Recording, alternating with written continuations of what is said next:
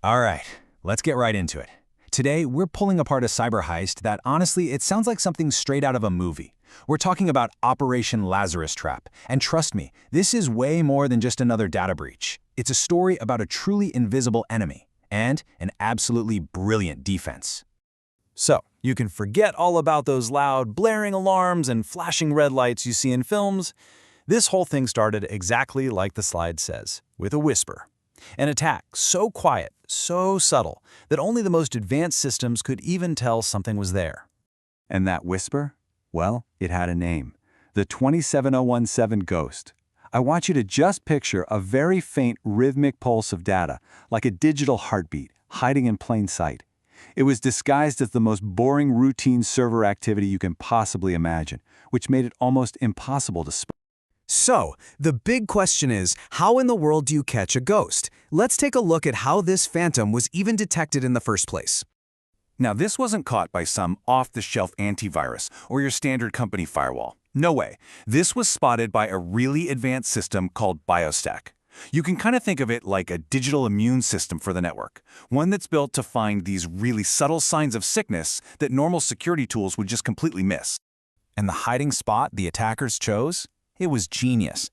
They used port 27017, which is the totally normal, standard channel for a popular database called MongoDB. Because that kind of traffic is happening all the time, their malicious activity just blended right in. It's like trying to spot a specific getaway car in the middle of rush hour traffic. Good luck. Okay, so they've detected the ghost. The next question is, who's behind it and what are they using? And the answer, well, it revealed a pretty scary new chapter in cyber warfare. So the trail led straight to a group called Slow Pisces, which is a known subgroup of the infamous Lazarus group. Now, these aren't your average hackers. This is a highly sophisticated, state-sponsored crew out of North Korea, and they are known for pulling off massive heists. Their targets here were super specific: cryptocurrency developers and all the valuable digital identities they have access to. And that brings us to their weapon. It's a piece of malware they call EtherRAT. And this right here is where things get really wild. Instead of using a traditional server to tell the malware what to do, a command and control server, EtherRAT was getting its instructions directly from the Ethereum blockchain.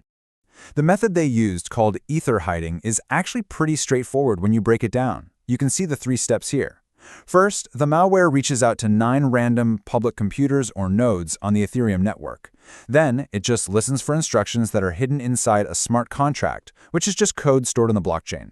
And finally, this is the clever part, it only follows the instructions if at least 5 of those 9 computers report back with the exact same command. It's basically a democratic vote for a crime.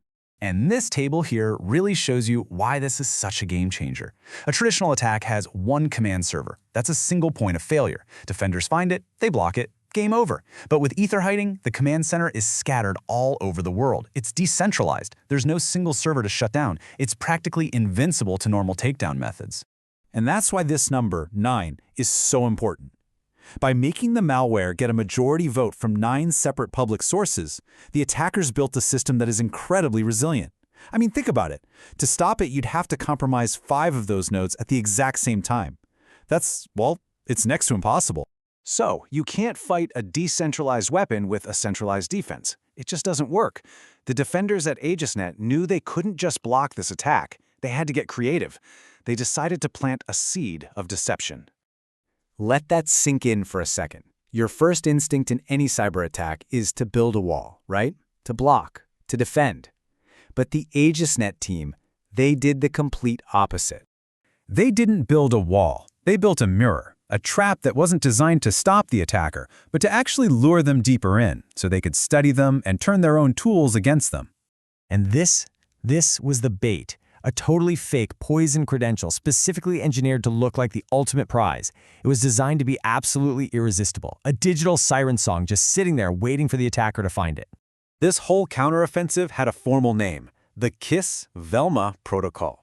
The plan was to inject this deception seed, that fake credential, right into the stream of data the attackers were stealing. So they weren't just defending anymore, they were officially going on the attack.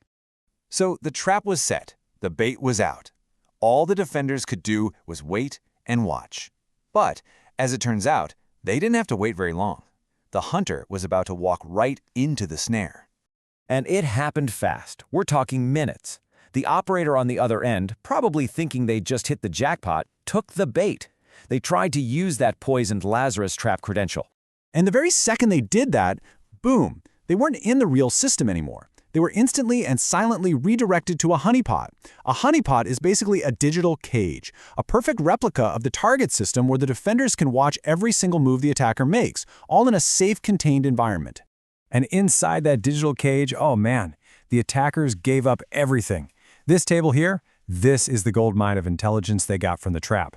You're seeing the IP address for their main command server, the one they were using for massive data theft, and even a proxy they were using to hide their tracks.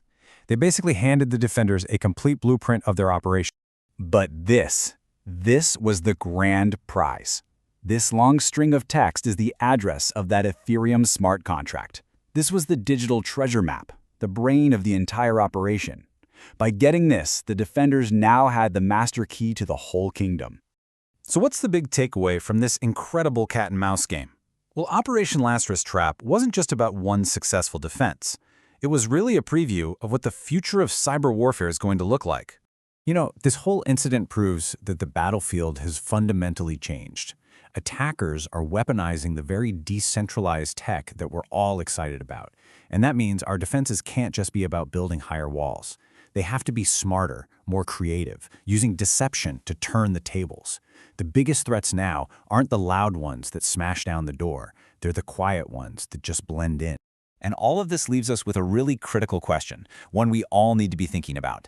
The Lazarus Group built a weapon that was headless and spread all across the globe. So when hackers start using the world's decentralized networks, how do you fight an enemy when there's no head to cut off?